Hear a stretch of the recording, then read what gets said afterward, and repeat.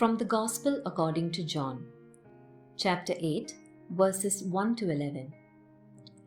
Jesus went to the Mount of Olives. But early in the morning, he arrived again in the temple area, and all the people started coming to him. And he sat down and taught them. Then the scribes and the Pharisees brought a woman who had been caught in adultery and made her stand in the middle. They said to him, "Teacher, this woman was caught in the very act of committing adultery. Now, in the law, Moses commanded us to stone such women. So, what do you say?"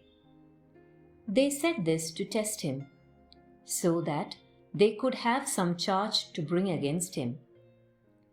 Jesus bent down and began to write on the ground with his finger.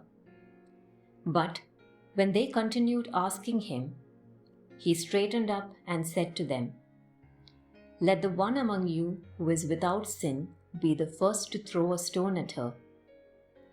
Again, he bent down and wrote on the ground.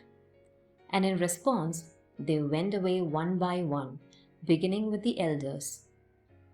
So he was left alone with the woman before him. Then Jesus straightened up and said to her, "Woman, where are they? Has no one condemned you?" She replied, "No one, sir." Then Jesus said, "Neither do I condemn you.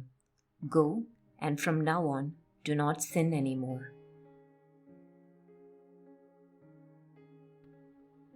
And Jesus sends the woman on her way with these wonderful words, "Go and do not sin again."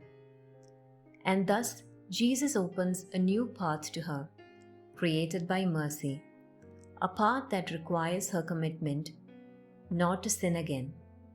It is an invitation that applies to each one of us. When Jesus forgives us, he always opens a new path on which to go forward. In this Lenten season, we are called to recognize ourselves as sinners and to ask God for forgiveness. And in its turn, while forgiveness reconciles us and gives us peace, it lets us start again, renewed. Every true conversion is oriented toward a new future, a new life, a beautiful life, a life free from sin, a generous life. Let us not be afraid to ask Jesus for forgiveness, because he opens the door to this new life for us.